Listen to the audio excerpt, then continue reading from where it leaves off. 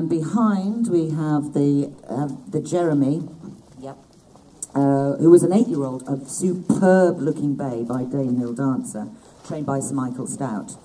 Was a dual group winner of the Betfred Mile at Sandown and the Jersey Stakes. Yes, this is the second one here, this grey with the white face, or whiter face, shall I say.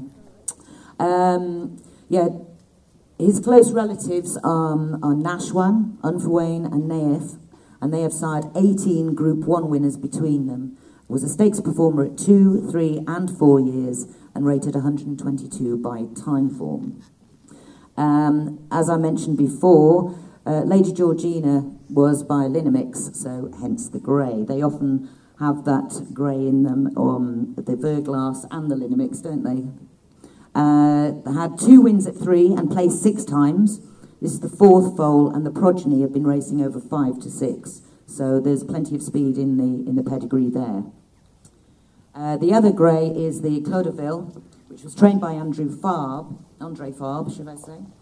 11-year-old grey horse by Danehill, out of a winning daughter of Linamix, the grey again, an unbeaten winner at 2 years old and a top-class miler at 3.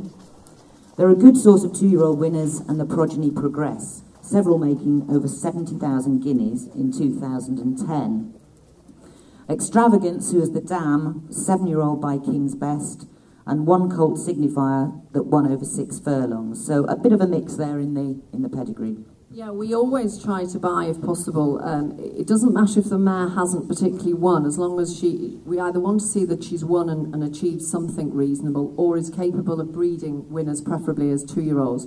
And then the next question you ask yourself is, what did those babies achieve, what rating? Well, obviously, in the case of the Clodovil Extravagance at the back, her mother didn't win. I don't think she was raced, but the half-sister, brother I should say, Signifer, was rated 90 and won as a 2-year-old, so that bodes very well for her. We like Clodovil because we've only trained 1, and that's Jessie's Spirit, and they can be tricky, they can be a little bit hot-headed, and I dare say she will be. She's not broken in yet, but they're very strong, and this filly looks a really nice stamp of a filly, plenty of bone, and there's a lot to like about her.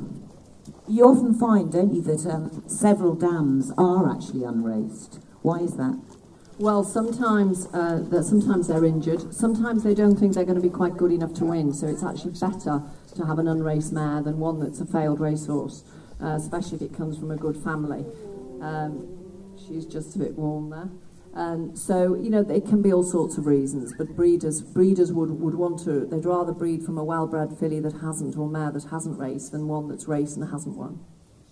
Yeah, they always say the quickest way to the poorhouse is to become a millionaire, start off with 10 million and start breeding racehorses.